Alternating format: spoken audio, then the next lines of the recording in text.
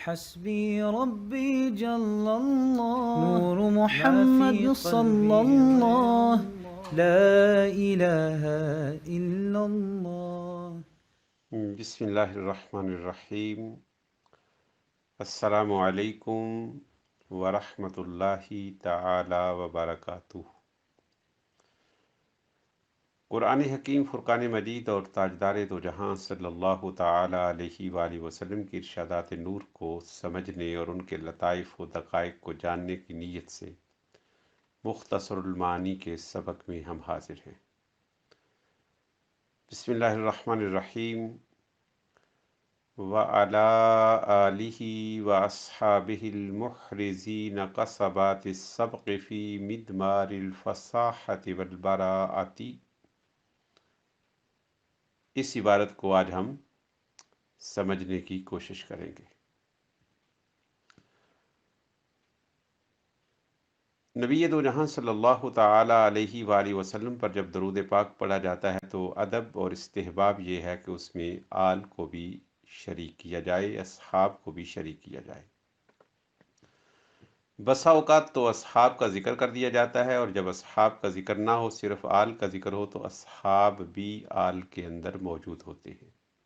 بلکہ نبی دو جہاں صلی اللہ تعالی علیہ وآلہ وسلم کا ارشاد نور ہے کہ کل مؤمن تقی فہو آلی، ہر صاحب تقوی، صاحب ایمان میری آل سے ہے۔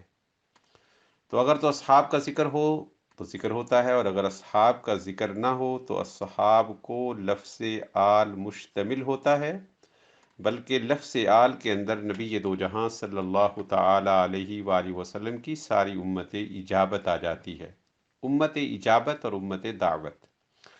امت دعوت تو عام ہے، جن کو نبی دو جہاں صلی اللہ تعالی علیہ وآلہ وسلم نے دعوت ارشاد فرمائی اور جن کی طرف آپ کی بعثت ہوئی، اور اس میں کوئی امتیاز نہیں بلکہ عموم کامل اور شمول تام ہے، یعنی اس کے اندر ہر انسان شامل ہے۔ یعنی ہر انسان، چاہے وہ کافر ہو، چاہے وہ مشرک ہو، چاہے جو مذہب بھی رکھتا ہو، وہ سرکار دو جہاں صلی اللہ علیہ وآلہ وسلم کی امت دعوت میں شریک ہے۔ مگر امت اجابت وہ خوش نصیب اور خوش بخت لوگ ہیں جنہوں نے آپ کی دعوت کو قبول کرتے ہوئے اپنے سینوں کو آپ پر ایمان لانے سے اور اللہ تعالیٰ کی توحید سے مستنیر کر لیا ہے اور منور کر لیا ہے۔ محرزین باب الافعال سے اسم الفاعل ہے، اکٹھا کرنے والے۔ اصحاب کا جو لفظ ہے یہ صاحب کی جمع ہے، جیسے طاہر کی جمع اطہار آتی ہے، یا یہ صحب کی جمع ہے جیسے نہر کی جمع انہار آتی ہے، یا یہ صاحب کی جمع ہے جیسے نمر کی جمع انمار آتی ہے۔ یعنی اصحاب لفظ جمع کے مفرد کے اندر تین احتمال ہیں، اور تینوں احتمال درست ہیں۔ لفظ کے اعتبار سے معنی اور مصداق تینوں کا ایک ہے۔ یعنی اصحاب کا لفظ جمع کا لفظ ہے، اس کا مفرد یا تو صاحب ہے جیسے طاہر کی جمع اطہار آتی ہے، یا اس کا مفرد صحب ہے خا کے سکون کے ساتھ جیسے نخرن کی جمع انہار آتی ہے، یا پھر بکسر الخا صاحب کی جمع ہے جیسے نمر کی جمع انمار آتی ہے۔ قصبات یہ قصبہ کی جمع ہے، اور قصبہ اس چھوٹے نیزے کو کہتے ہیں، چھوٹے تیر کو کہتے ہیں جو مسابقت کے میدان میں دوسری جانب گاڑ دیا جاتا ہے تاکہ جو آگے بڑھے وہ اس تیر کو اکھیڑ کر لے جائے، اور وہ تیر کا اکھیڑنا اس کی کامیابی اور اس کی کامرانی کی دلیل ہوتا ہے۔ سبق کا معنی سبقت ہے، آگے نکل جانا۔ مدمار جو ہے یہ میدان کے لیے، میدان مسابقت کے لیے استعمال ہو رہا ہے۔ فصاحت کا لغوی معنی ظہور ہے، ظاہر ہونا ہے، اور اس کا اصطلاحی معنی کلام کا تنافر کلمات سے، ضعف تعریف سے اور تاکید معنوی سے خالی ہونا ہے۔ یعنی وہ کلام جس میں تنافر کلمات بھی نہ ہو، جس میں ضعف تعلیف بھی نہ ہو، جس میں تاکید مانوی بھی نہ ہو، اس کلام کو کلام فصیح کہتے ہیں۔ اچھا، یہ تنافر کلمات کیا ہے، یہ ضعف تالیف کیا ہے، اور یہ تاکید مانوی کیا ہے؟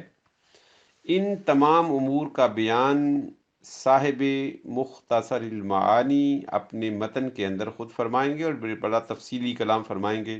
وہاں پر امثلہ بھی آئیں گی، مثالیں بھی آئیں گی، اور ان تمام کلمات کی وضاحت ہو جائے گی۔ خطبہ میں یہ سمجھ لینا کافی ہے کہ فصاحت کا لغوی معنی ظہور ہے، ظاہر ہونا ہے، اور فصاحت کا اصطلاحی معنی کلام کا تنافر کلمات، ضعف تالیف اور تاکید مانوی سے خالی ہونا ہے۔ براعت کا معنی فوقیت اور برتری ہے۔ یہ فوقیت و برتری علم و کمال میں بھی ہو سکتی ہے، یہ حسن و جمال میں بھی ہو سکتی ہے۔ شارح نے آل اور اصحاب نبی صلی اللہ علیہ وآلہ وسلم کے فصاحت و بلاغت کے اعلیٰ مراتب اور اعلیٰ مدارج پر فائز ہونے کی حالت کو ان شاہ سواروں کی حالت سے تشبیہ دی ہے جو میدان مسابقت میں دوڑ جائیں اور مسابقت کے وقت کامیاب و کامران ٹھہریں اور بازی لے جائیں۔ مقصود یہ ہے کہ پروردگار عالم نے اپنے محبوب کریم علیہ الصلاۃ والسلام کے فیضان کی نسبت سے صحابہ کرام کو اور آل پاک کو اور آل اطہار کو فصاحت اور بلاغت کے اعلیٰ مراتب پر فائز کر لیا تھا، اس لیے کہ وہ بلا واسطہ قرآن حکیم فرقان مجید کے اسرار و رموز بھی نبی دو جہاں صلی اللہ تعالی علیہ وآلہ وسلم سے سیکھ رہے تھے، اور ان کے اسرار و دقائق بھی سیکھ رہے تھے۔ محرزین یہ اسم الفاعل ہے، اور اس کا فاعل ہم ضمیر ہے جس کا مرجع آل اور اصحاب ہے، اور قصبات مضاف ہے، اور السبق مضاف الیہ ہے، اور یہ مرکب توصیفی جو ہے یہ محرزین کا مفعول بہ ہے۔ جس طرح فعل کا فاعل اور مفعول بہ ہوتا ہے، اسی طرح اسم الفاعل کا بھی فاعل اور مفعول بہ ہوتا ہے۔ ابتدائی طلباء جمع مؤنث سالم کے اعراب میں مشکل کا شکار ہوتے ہیں، اور میں نے تجربہ کے طور پر بہت سارے طالب علموں سے جب یہ پوچھتا ہوں، مثال کے طور پر اگر میں یہ سوال کروں کہ کسبات السبق ترکیب میں کیا ہے، تو جواب اگر سمجھدار ہوگا طالب علم تو جواب دے گا کہ مفعول بہ ہے۔ تو میں اس سے اس کے ذہن کی پختگی کو چیک کرنے کے لیے یہ سوال کروں گا کہ پھر یہ مجرور کیوں ہے؟ تو وہ اکثر جو ہیں، اکثر کو میں نے دیکھا ہے کہ اس پر وہ خاموشی اختیار کرتے ہیں اور الجھن کا شکار ہو جاتے ہیں۔ تو جواب یہ ہے کہ کسباتی مجرور نہیں ہے بلکہ یہ منصوب ہے، کیونکہ کسبات جو ہے یہ جمع مؤنث سالم ہے، اور جمع مؤنث سالم میں رفع جو ہے وہ ضمہ کے ساتھ ہوتا ہے، نصب اور جر دونوں ہی کسرہ کے ساتھ ہوتے ہیں۔ یعنی کسباتن ہوگا رفعی حالت میں، کسباتن ہوگا نسبی حالت میں بھی، اور جری حالت میں۔ کسباتن تو ہوگا ہی نہیں کہ جمع مؤنث سالم میں نصب بھی جر کے تابع ہوتا ہے، اور نصب اور جر دونوں ہی کسرہ سے ہوتے ہیں۔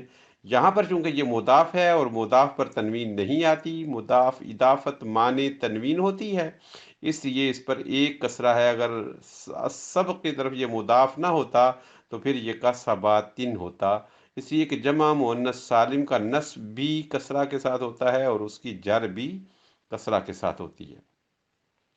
مدمار یہ میدان کے معنی میں ہے، فصاحت معطوف علیہ ہے، براعت معطوف ہے، المعطوف علیہ والمعطوف مل کر یہ مضاف الیہ ہے، المضاف والمضاف الیہ مل کر مجرور ہے، اور الجار والمجرور مل کر یہ ظرف لغو ہے محرزین کا۔ اور محرزین جو ہے یہ اسم الفاعل اپنے فاعل مفعول بہ اور ظرف لغو سے مل کر یہ آل اور اصحاب کی صفہ ہے۔ یعنی اصل میں آل ہی معطوف علیہ ہے اور اصحاب ہی معطوف ہے، یہ المعطوف علیہ والمعطوف مل کر یہ موصوف ہیں، اور المحرزین سے لے کر براءت تک صفہ ہے، الموصوف والصفہ مل کر یہ مجرور ہے، اور الجار والمجرور کا پھر پیچھے عطف ہے۔ نبی کا پھر تو صرفی بحث بھی ہو گئی، نحوی بحث بھی ہو گئی، لغوی بحث بھی ہو گئی، اب تھوڑی سی اس پر شرعی بحث ہے۔ اور شرعی بحث یہ ہے کہ درود پاک پڑھتے وقت نبی دو جہاں صلی اللہ تعالی علیہ وآلہ وسلم کو کی آل مبارک کو بھی شامل کرنے کا حکم ہے۔ تاجدار دو جہاں صلی اللہ علیہ وآلہ وسلم نے ارشاد فرمایا لا تصلوا الصلاۃ البتیرہ۔ صحابہ نے عرض کی مس صلاۃ البتیرہ یا رسول اللہ؟ تو فرمایا تقولون اللہم صلی علی محمد و تمسکون بل قولوا اللہم صلی علی محمد و علی آل محمد۔ فرمایا کہ ادھورا درود مت پڑھا کرو۔ عرض کی یا رسول اللہ صلی اللہ علیہ وسلم ادھورا درود پاک کیا ہے؟ تو فرمایا تم کہتے ہو اللہم صلی علی محمد اور رک جاتے ہو، تمہیں یہ کہنا چاہیے اللہم صلی علی محمد و علی آل محمد۔